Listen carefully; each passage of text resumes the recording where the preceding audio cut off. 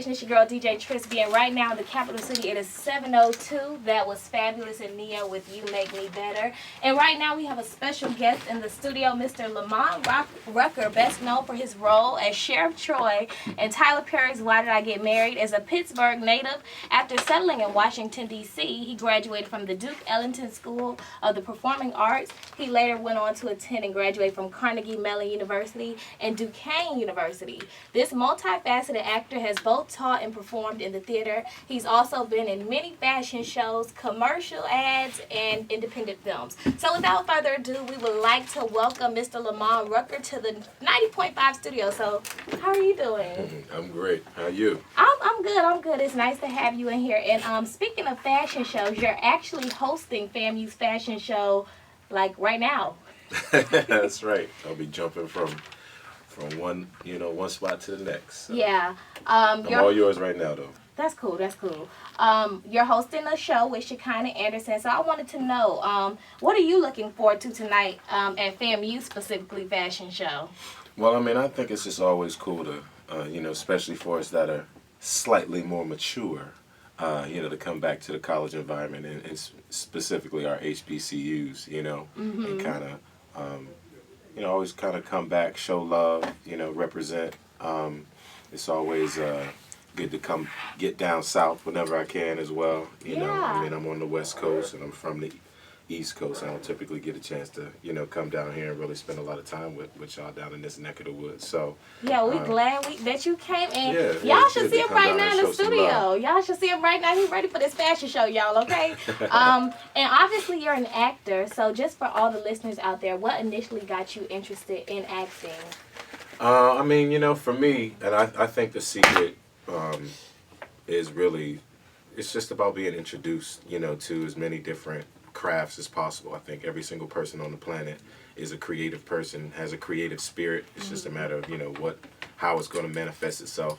And luckily for me, I saw both of my parents always active in the arts and always kind of exploring and expanding their creative abilities. And I saw the beauty in it, the power in it, and I saw them utilize those gifts in a variety of different ways. So they were kind of activists, scholars, and at the same time they were artists. So it was always like this cool balance of, this creative ability. At the same time, they were, very, like I said, active in the community and political, and but at the same time very, very intelligent in other ways. So it was really cool to see how the arts fed into every aspect of your life. Definitely. So it's just something that I learned by example, and then once I had the opportunity to actually get some training and took advantage of it, it changed. It changed my life. So I'm glad I'm able to make a living doing it. But even though I do a variety of different things, these skills flow in. Again, even for me, they flow into every other thing that I do. So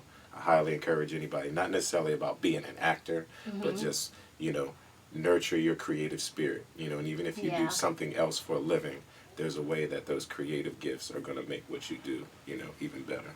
Okay.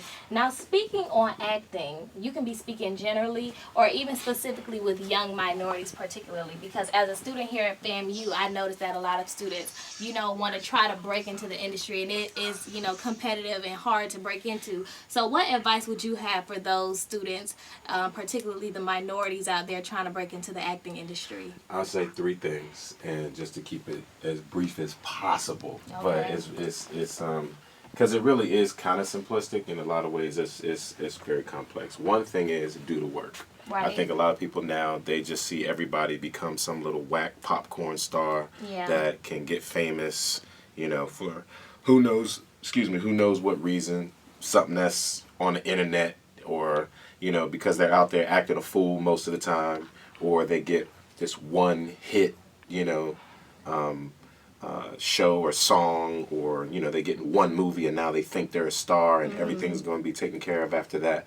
They don't understand the work and the process of maturing, growing up, you know what I mean, at the same time becoming better at your craft And then you just got to work your way up through the business, just like in any other industry. You can't just think you're going to get there overnight and stay there. We're just talking to Mr. Miles. We're talking about it wasn't about getting the station and getting into this new building. It's maintaining. Right. You know, once you do that, and if you don't have the foundation, you're not going to be able to sustain yourself. You know, so you might get there real fast, but trust me, you can fall off of there.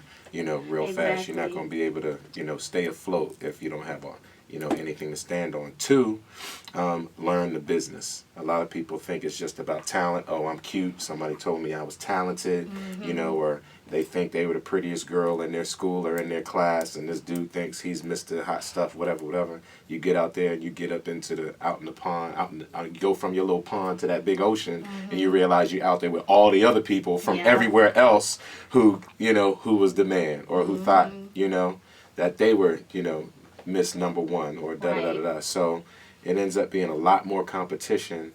And aside from that, even though, yeah, you might be very special and ain't nobody like you, because that's true, you still got to learn not only how to compete, but you have to understand how the industry works, you know? And if you don't learn the business, you don't know what you're getting into, you don't understand the whole, you know, like the whole machine, you won't even understand how to actually be successful. You know, you'll think it's strictly based on, you know, the way you look, or strictly based on talent, and there's all kind of other things going on you have no concept about. You won't really know how to navigate.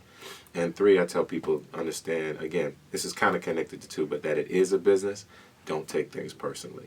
There are going to be decisions that are made that don't have anything to do with you, ain't got nothing to do with how you look, it doesn't have anything to do with how great your audition was, and anything to do with what school you graduated from, who you know, none of those things sometimes. It's strictly based on decisions and other parts of the whole machine that you have no control over. Right. You know? So you just got to be willing to, like, thug it out, not let these things, you know, hurt your feelings, because a lot of people who are bitter or who have substance abuse problems and all these other things, it's because they got all kind of emotional issues and self-image issues and things like that that are deeper than their involvement in the industry. But then once you get in the industry, all that stuff gets you know, exacerbated based on, you know, what it's like doing what we do. It's tough. It's really tough. And if you don't have your act together, and you're not like really formed as a person, and you're not strong, you don't have a strong spiritual relationship, you know, and you're not really grounded, and you don't understand, again, the things that I already mentioned,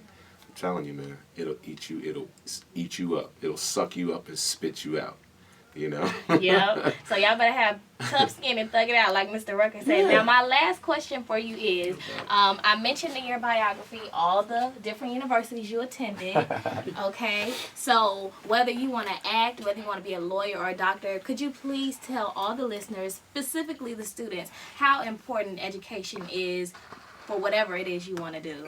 I believe, you know, it's tough to say that it's number one, but I would, and, you know, especially in context of this conversation, it's number one priority, because in particular you consider how often that technically we're unemployed. If you don't have an education to, one, like I said, to sustain you in between the jobs that you have, no matter how short-term or long-term they might be, if you haven't developed the ability, just as you are right now, demonstrating how articulate you are, the fact that you understand and that you've learned how to conduct yourself in a professional environment like this, your interaction with all these other students from all, you know, across the country and in some places, in some instances, the world, right? The not so much just the collegiate experience, because college isn't necessarily for every single person on the planet. Right. However, whatever your education or training situation is going to be, you need to have the skills, because, you know, I'm sure there are a lot of things that are happening for you now. Some of it, yeah, you always knew you could do, and there's other things you're surprising yourself all the time, right? Because you're being given the opportunity to put not only your gifts and your curiosities and your talents, but the skills that are being developed here.